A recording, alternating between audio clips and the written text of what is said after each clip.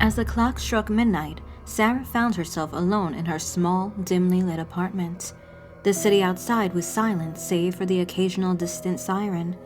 Sarah had always been a night owl, relishing the solitude and quiet that the late hours brought. Tonight, however, was different. A feeling of unease had settled in her chest as if something were watching her from the shadows.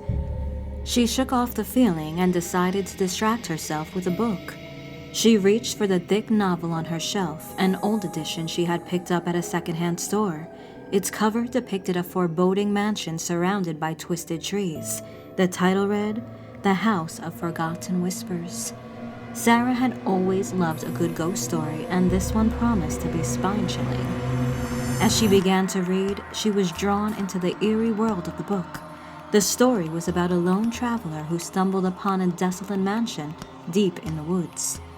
Sarah felt a shiver crawl up her spine as the author described the creaking floorboards, the whispering winds, and the ghostly apparitions that haunted the house.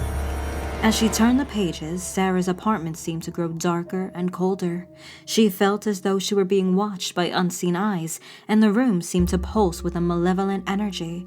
She looked around, but no one was there. Her heart pounded as she continued to read, unable to tear her eyes away from the page. The protagonist of the story was now trapped in the mansion, and the malevolent spirits were closing in. Sarah could hear her faint whispers in the air, as if the walls of her apartment were speaking to her. Just as she reached the climax of the story, a sudden gust of wind extinguished the candle on her table, plunging her into darkness. Panic seized her as she fumbled for her phone to turn on the flashlight. The room was empty, but the sense of being watched had intensified. Sarah's breath came in ragged gasps as she realized she was not alone. A shadowy figure loomed in the corner, its eyes gleaming with a malevolent light.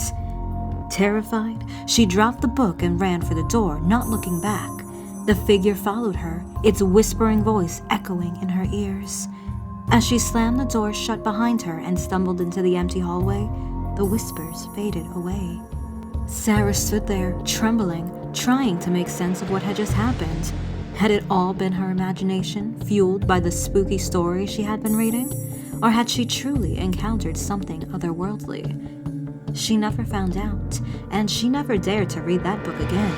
But from that night on, she could never shake the feeling that something lingered in the shadows, waiting for the next unsuspecting soul to stumble upon its haunting tale.